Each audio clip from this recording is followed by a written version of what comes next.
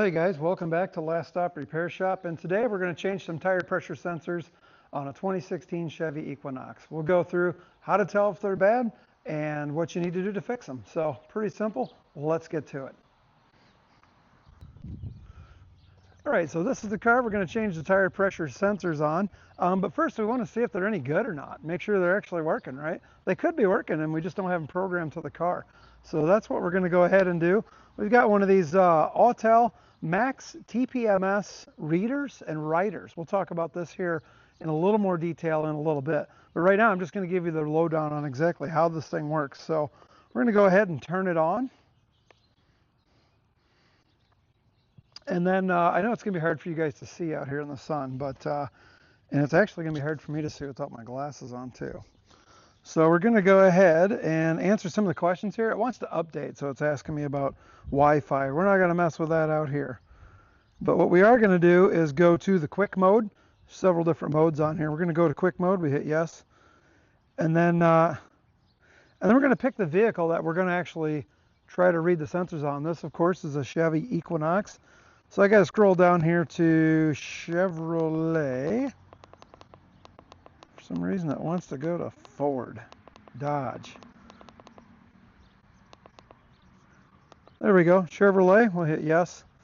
And then this is an Equinox, as I've already stated multiple times.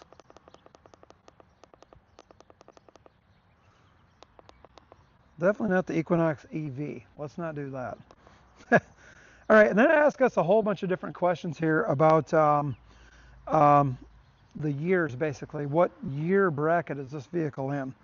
So I've got, let's see here, 2025 to 06, 2022 to 12, which is probably where we want to be. And then there's a whole bunch more than listed here as well, 2017 to 2012. And basically what this is doing is trying to figure out what sensor are we looking for. There's two different frequencies when we're talking about TPMS sensors. There's a 315 megahertz, and then there's also a 433 megahertz. So if you're on the wrong frequency, you're not going to be able to read it, right? You're going to get a false positive. They're all bad, right? When in reality, you might just be on the wrong frequency. So make sure you pay attention to that and you're on the right frequency, and pick the right vehicle here in the unit.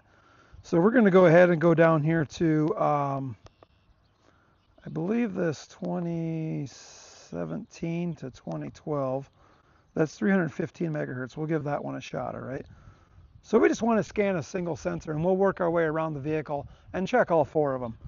I already know they're all bad, but you guys don't know that. So we're going to go ahead and show you. All right, so then it comes up with this screen here. Again, probably pretty hard for you guys to read. Basically, it's just telling me to hold this up to the sensor at the wheel, which is going to be right there where the valve stem is, okay? And then we're going to go ahead and scan it. So it looks a little something like this.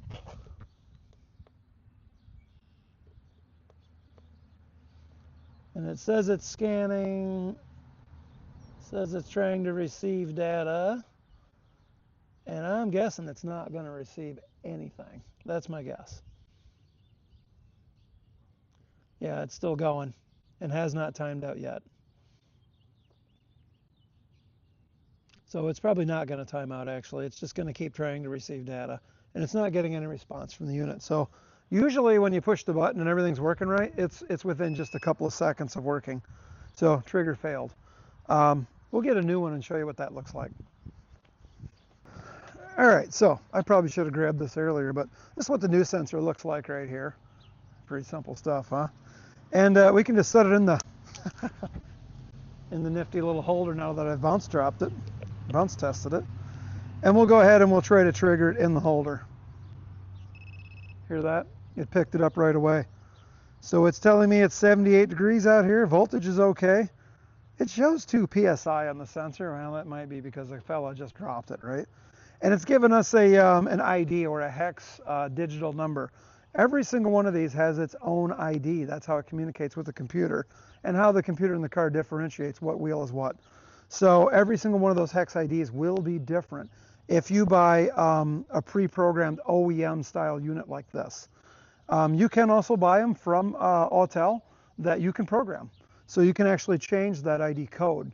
That would be really useful if you had a set of snow tires or something like that on your vehicle, where you were going to take off the tires on your vehicle from the summer and then put on snow tires. You could simply copy the code from your original OEM sensors for your summer wheels and then program them into your tires for your winter, right? Your winter tires. And then you wouldn't have to do this in the winter when you change tires back and forth, if that's something you do. So, but you cannot program the code on OEM sensors. Just keep that in mind. You can only read them here. You can't change it, which is fine for what we're going to do here today, which is get that light out of the dash on this car. All right, so we know the new sensors work. We just showed you how that works. I already know the sensors on this car are all bad. So we're going to go ahead and get started with the process of demounting the wheels, changing out these sensors, and getting the wheels back on the car. It's going to be a little bit, so stand by. You guys get to watch it in just a few seconds. It's going to take me a couple hours.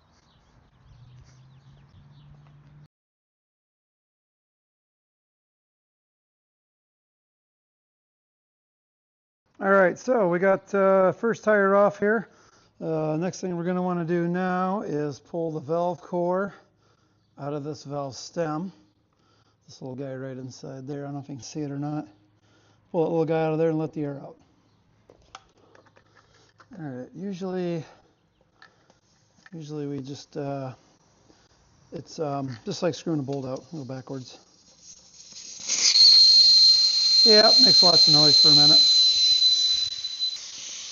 Okay, so while that's doing its thing, letting the air out, we're going to have to mark the tire and the rim somewhere, so that way we don't have to rebalance this. We get the rubber back on the exact same spot where it's at now. Shouldn't have to mess with rebalancing the tire. So realistically, I only need to break this bead on this side because the transponder is going to be, well, it's attached to this valve stem just on the inside of the rim. So we break this bead, push this tire down. We should be able to get to it, pull it out of there, pull the new one back in, reseat the bead, and be on our way. So we'll see how successful we are. In the meantime, I'm going to go ahead and try to mark this. Doesn't really matter where. I just want to mark it so that way I know how to get the bead line back up. Otherwise, I'll have to rebalance the tire, and I'm hoping to avoid that. We do have a balancer, so if I have to rebalance it, it's not the end of the world. But if I can avoid that step, why not, right?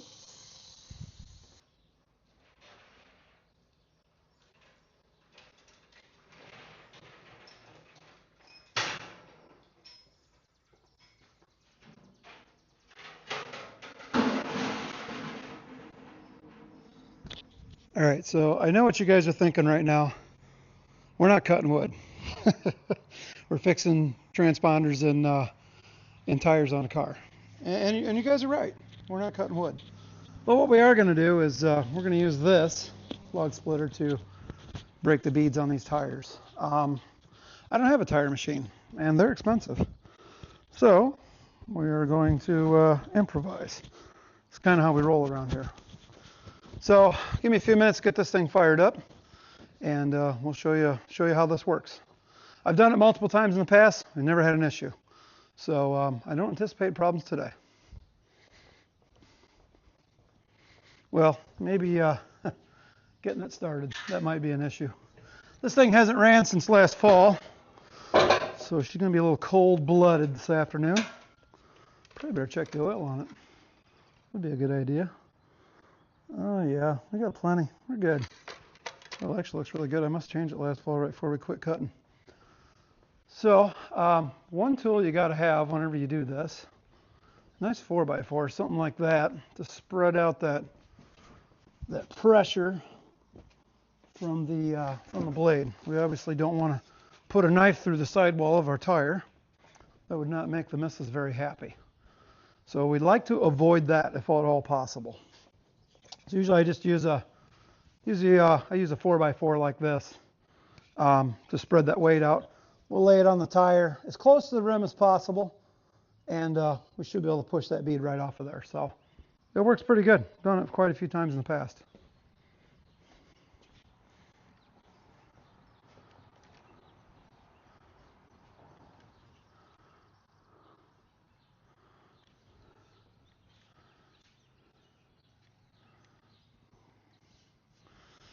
All right. Let's see if we can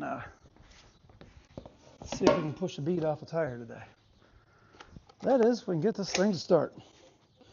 And it's going to get really noisy, so you guys are going to have to watch more than you're going to hear because it's going to get noisy.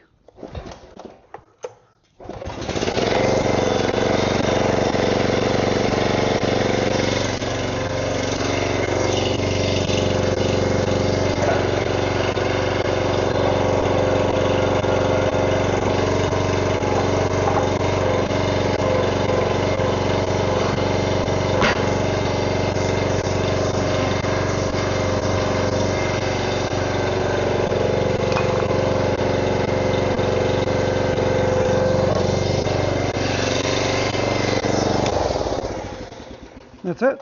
Bead broke. Super simple. So, all right, that was the easy part.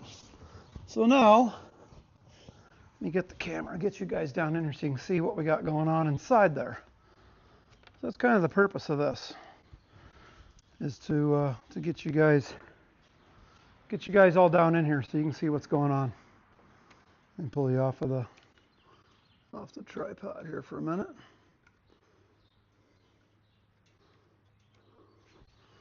All right, so you got the bead broke, and you can see the transponder right there. So that's the little guy that has done failed on us on all 4 tires. So we got to pop those out, pop the new ones in, reseat the beads, put the tires back on the car, and then we'll go through the programming of it.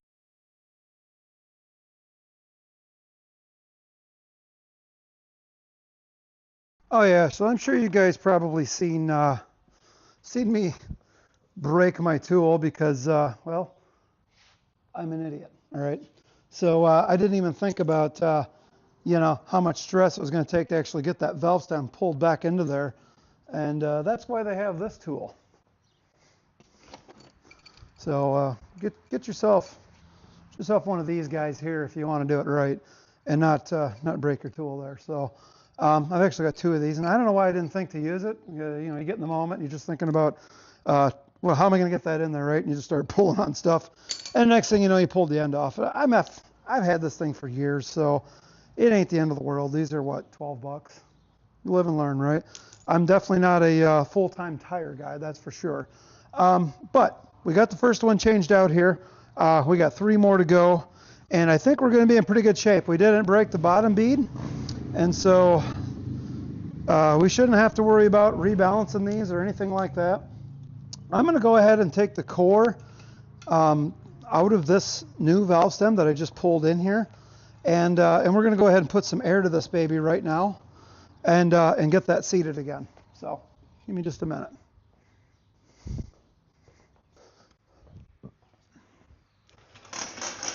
Now I know some guys would be like, hey, you need to clean that rim and everything all up, right? But this car is in really good shape. The bead here is in really clean. There's no rot on the aluminum or anything like that. The tire's in really good shape. So, I mean, yeah, I suppose, we could use a little soap on it or something if we have to, but once I get it seated, I'll go around it with some soapy water. I don't think it'll be leaking at all. I think we'll be in pretty good shape, to be honest. So if it's a problem, I'll deal with it then, but I don't think it will be. I think this will take pretty easily. Yeah, there you go. It's already, see it there coming up. So pretty good shape. There it goes. All right, so there you go. The bead is reseated. Our white line here is lined up right exactly where it was before we knocked this off. We're in good shape, fellas. I'm going to pull this off, put the valve core back in it. We can put this one on the car and go for number 2. Luckily, the part of my tool I broke, I don't necessarily need. We can get by without it. So there you go. So this is the old valve stem and the old transponder. I just took the screw out of it. So that way, here's where it goes. I just took the screw out of it so that way we could take the transponder off and then just pull this straight through. It's just this little flange here that holds it in there. So A lot easier to try to pull it out that way. You can't really push it back in, so best way is just to pull it out. Yeah, it ruins it, but we don't care. We got new ones. Don't matter. So, all right, on to number 2. We're doing good.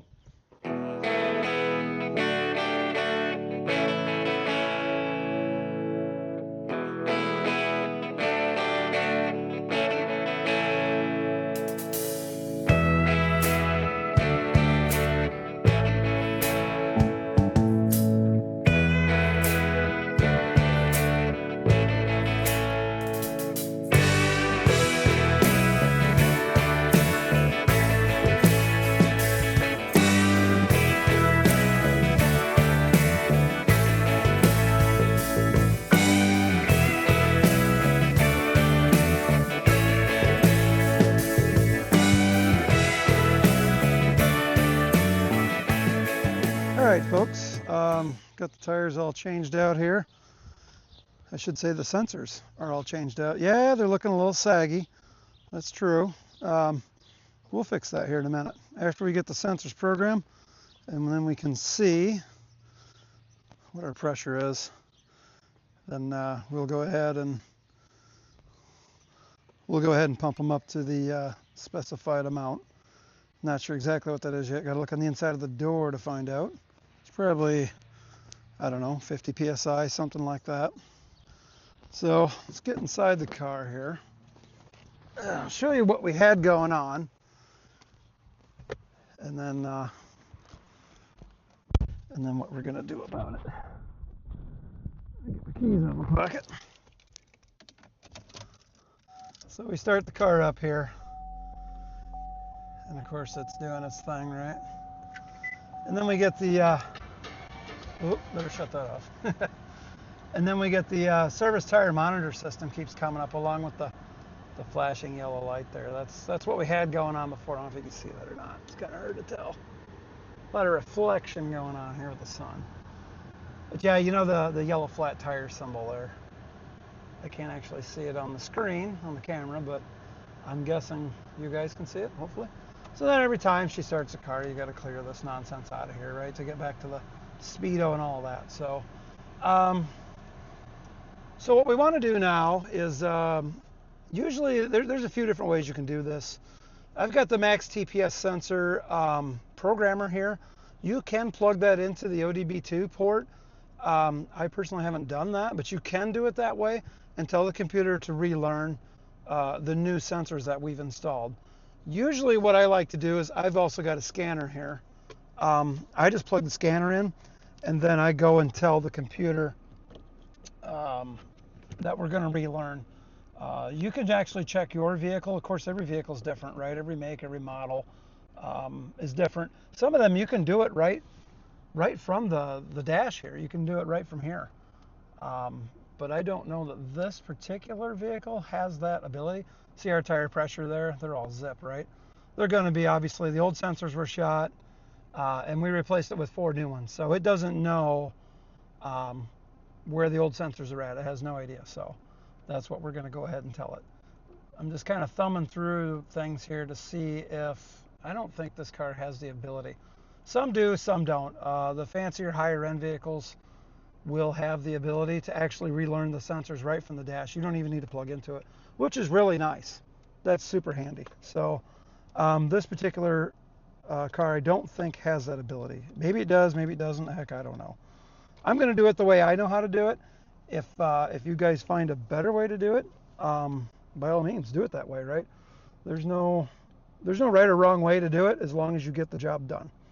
So we're going to fire up the scanner here. And this sun is really killing us here hard. I might actually turn this car around just a little bit and see if we can get away from the sun while we do this. Let's drive up here next to the garage. I know you guys are griping at me right now. Hey, the tires are low. I know they're low. And that's going to be all right. So we get up here in the shade where we can see what the heck we're doing without being blinded by the sun. So as soon as this thing wakes up, I'll show you guys how to get through it. Man, there's a heck of a reflection here. I can see myself in the screen. Good grief, that's ugly. I don't want that.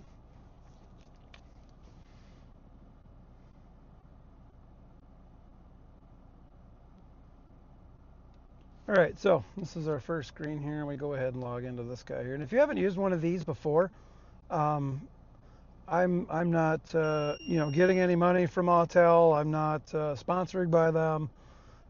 This is just what I use. It's what I bought. It's what I use, and it works really good. So I've been pretty happy with it. We've had this unit for years, and it's definitely done the job. It's done everything I've ever asked it to do. So we can do auto selection on this vehicle here, and this one here we can do read the VIN. And I'm not gonna. So then we do OK. It picks up the VIN. All right, so then it comes up with all this information here. 2016 Chevy Equinox, yada, yada, yada, right? Sometimes it'll ask us some questions about the vehicle. What size motor are we dealing with here? Well, this one has the dreaded 2.4 liter in it. And then it'll go ahead and it'll go through and it'll read all the seat memory control module version. Honestly, I don't know. I don't really care because we're not dealing with the seat, so it's not that big of a deal. We'll just pick one and run with it. All right, so what we really want to do here, we can go to the diagnostics and see if this vehicle has any codes in it. It's going to have codes in it because of the TPMS system. But really what we're trying to do here is program new sensors. That's what we want to do. So this thing actually has a power lift gate. It has, this is talking about HVAC. It has the automatic HVAC in it. So we'll go auto. All right, and there's all the different things we can do. And you see right away, TPMS. That's where we're heading, the flat tire. So we've got two different things here we can do. Tire pressure sensor signal reset. That's not going to do us any good in this particular instance, is it? We're going to do tire pressure sensor learn. That's what we want to do. So the procedure typically for this is going to be, it's going to honk the horn telling you the procedure has started. You have to go in order, starting with, I believe, the left front, or driver's front to the passenger front, to the passenger rear, to the driver's rear. You got to make sure you do them in that order. Otherwise, it will not show up correctly. And actually, it's showing us that right here, if you can read it there. So this is actually showing right front, right rear, left rear. Verify all sensors have been learned. So I'm assuming since left front is not here, that's the one we start with. Yeah, here you go. Start at the left front. Okay. So your left front, right rear, left rear. That's usually the direction it always goes in. So it'll honk once, telling us that the learn procedure has started, and then we're going to flag it with this handy little unit here, and then it's going to honk, telling us that it picked up that signal. We move to the next tire, so on and so forth, all the way around the vehicle, and then I think it'll honk twice after the last one, telling you it's learned all of them. So with that, we're going to go ahead and I'm going to attempt to climb out of here. We're going to hit continue on this.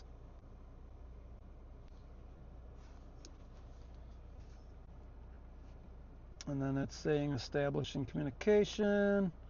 All right, so we want to do learn. There you go, in process. Did you hear those two honks? All right, so you only have a certain amount of time to get this done in. I think it's 30 seconds a wheel, something like that. So we got to move kind of quick here. Luckily, this has already given me all the information from before. So we're going to go ahead and trigger. Let me try to hold this down so you guys can see it. There you go. Hear that? That means that one's learned. Now we move on to the next one. We trigger that one. Yep. Move on to the next one.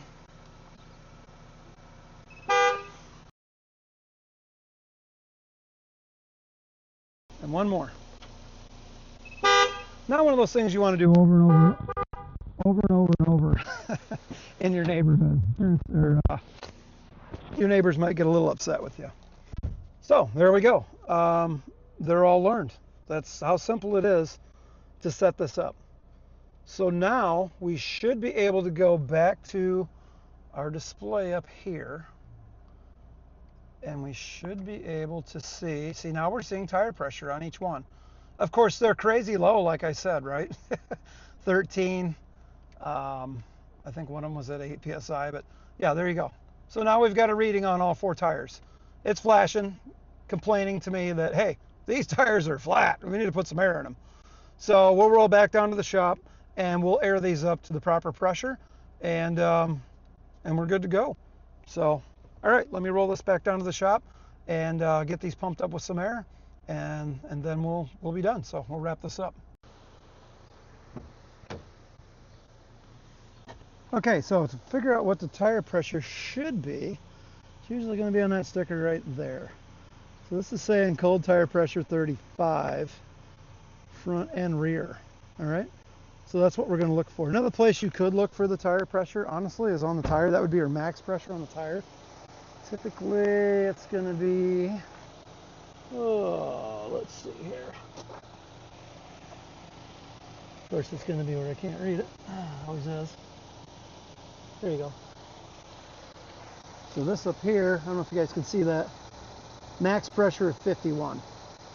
So we'll go with the 35. We could even go 40, and that would probably be fine. So I don't know, in the hot summer I would go straight to 51, because the hotter it gets, right, the more things expand, and the more chances you're going to have of blowing a tire out. So we'll run them at 40. I think 40 seems like a pretty good number to me. And I'll tell you what, if you don't have one of these little fellas right here, get yourself one. They're awesome. Gives you a digital display right there. It latches onto the valve stem. I'm just saying, it works really good. We've got a couple of them. I really like them.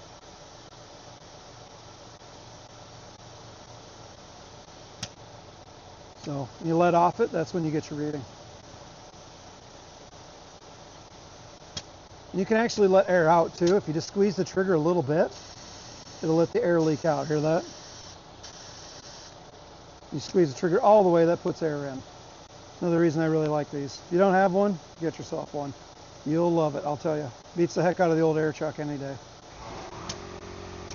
And we're at 30.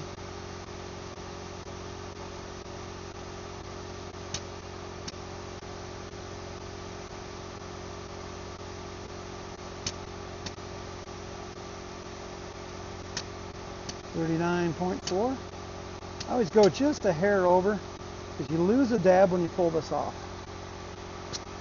All right, let me get the other 3 done, and we'll be back to wrap this up. Well, there you go. They're all reading pretty darn close, huh? 39, 40, 40, and 41. I'm going to call that good. I think we're fixed up here. One last thing I do have to do, though, is get the torque wrench out and make sure I torque the lug nuts. Don't let me forget about that. That's the one thing we do have to do. As always with aluminum rims, even after you torque them, better come back and check them again in the future, just to make sure that they're staying tight. Drive it around town, you know, maybe a day or two, and then just hit them again with the torque wrench to make sure they stay tight. Other than that, guys, it's pretty simple.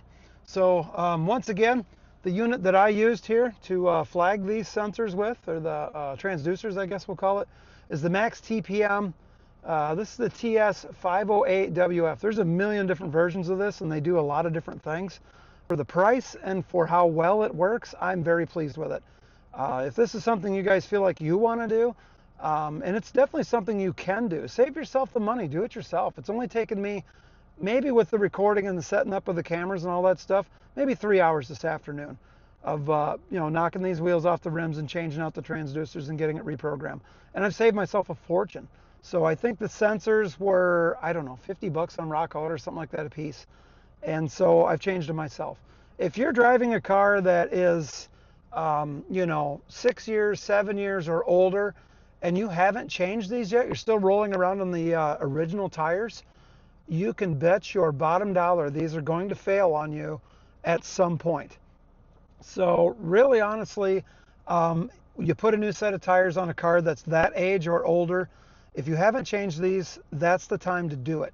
If you've already made the mistake and changed it because, well, the sensors were working at the time, and now they're not. It's, as you see, it's not that hard to change them out. So take a couple hours, pull them off one at a time, change out the sensors, reprogram them just like I showed you here. Of course, every vehicle is different, but at the end of the day, the procedure is basically the same. Make sure you look up the proper sensors online, be it Rock Auto, O'Reilly's, whoever. Look up your vehicle by year, make, model, all that stuff. And it'll direct you in the direction you need to go to make sure you get the correct sensors. As I stated earlier, remember, there are two basic different types of sensors. There's the 315 hertz and the 433 hertz sensors. So make sure you get the right sensor for your car. If you buy the wrong one, of course, it won't communicate. So outside of that, that's really all I have. Guys, thanks for watching. I really appreciate it. And hopefully you guys get value in this. We'll keep making more videos as long as you guys keep watching them. Thanks for watching Last Stop Repair Shop.